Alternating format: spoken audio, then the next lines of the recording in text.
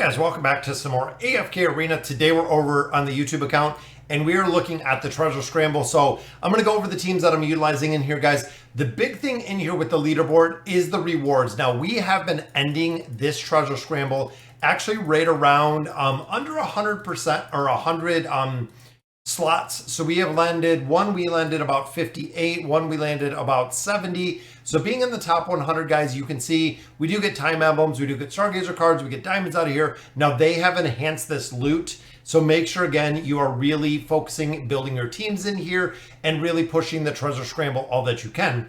Now, because it is kind of a limited time event, overall the loot you get in here is even far more lucrative than what we see like in the Twisted Realm and the Cursed Realm, because of all the loot that you get. So looking at my formations, guys, we're going to go through the first team.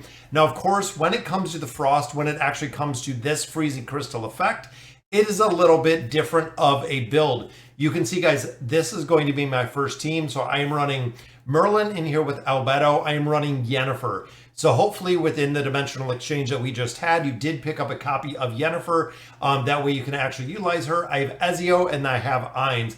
Now, overall, guys, this team is super effective. Of course, we have Albedo in here for all of the buffs and also the protection that we offer within the team. We have Yennefer in here for that crowd control aspect. We have the damage mitigation in there for Merlin, also the healing. Then we have Ezio as the finisher within here, guys. And of course, Ainz, we just want to get him to ult. This is a very, very strong team. This is actually one of the teams that had the highest win rating within this game mode, within the treasure scramble. Specifically, with Yennefer being a little bit more built out, she needs to have her 3 of 9 furniture. Now, right now, I do have the 2 of 9 furniture. I need one more piece, guys, because it is going to increase the distance that she can actually cast her spell. So I want to see, after the first day, we're going to see exactly where we place with this team, make adjustments as needed, and we will go from there. Now, one big thing about this, guys, is with the PvP aspect in game modes like this, is the enemy is the same level. That is why a lot of heroes that are not used in campaign formations, meta formations, things of that nature are not really the priority, because again, the enemy team is the same level that you are.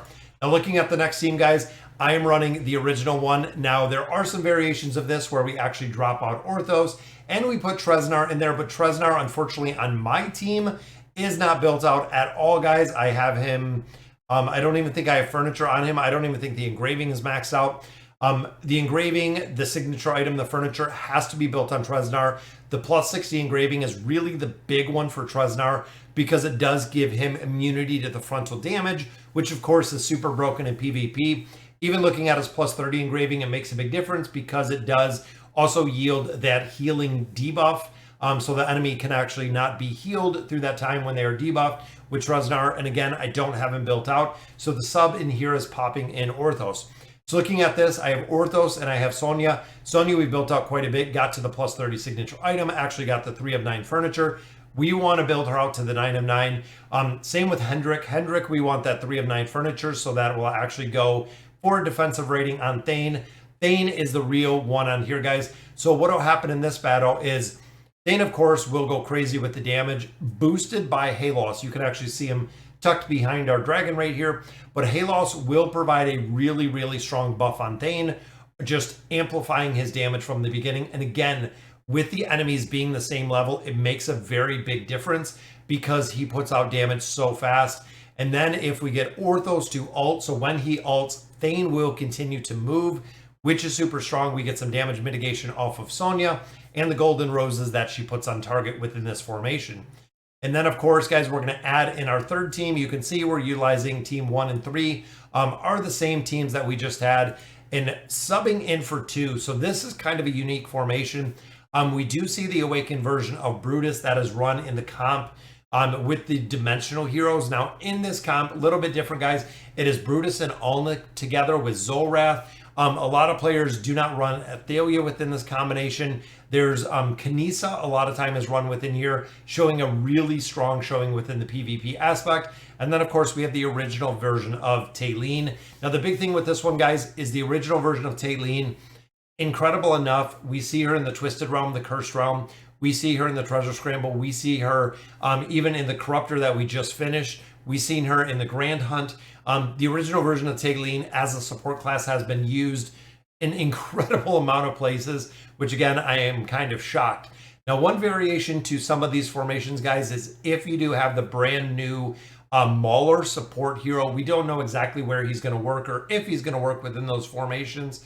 But overall, guys, if you have him built, he could be super viable within the PvP aspect, but it is yet to be seen. We know the 30960 really maxing him out and building him out is going to make a big difference.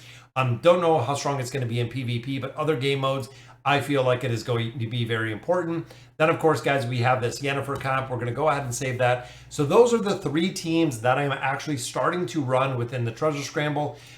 If you look at some of my teams last time, we changed up a couple, didn't have a really strong run rate, didn't have a very good last season within this specific Treasure Scramble. You can see some of these teams, guys.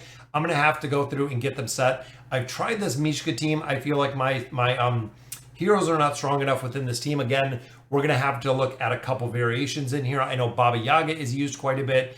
And of course, the Celestials and Hypogens, guys. When it comes to the PvP aspect, it is a very, very expensive aspect. That is why when you do look at some heroes, like even looking at the Awakened version of Thane, when you look at the engraving and the 80 engraving specifically, this does include the Treasure Scramble. So that is huge, guys. You can see within the arena of heroes, Legends Challenger Tournament, Legends Championship, Treasure Scramble, Heroes of Espria. So all PvP aspects are built right into here, guys. Dodge 33, but attack plus 10%. That is a massive, massive attack buff.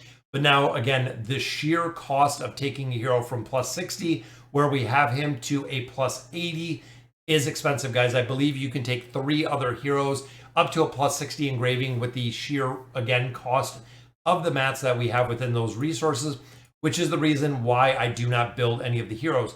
You can see, guys, we almost have, what, 3, we got, what, 5, 10, what, 14, 15, 16, 17, I believe 17 heroes already at a plus 60 engraving already. Now it just takes time. That's really one of the big things. Honestly, we are still building in here, and I believe we do have enough now. Boom, there we go, guys. We're gonna go ahead and take another hero to a plus 60. Honesta, used in a lot of game modes, used in the Mauler Tower, used in the Curse Drum. Very strong with this knockdown ability, just because this is kind of like Isolde. She will mark up targets, giving her a health regeneration or a heal.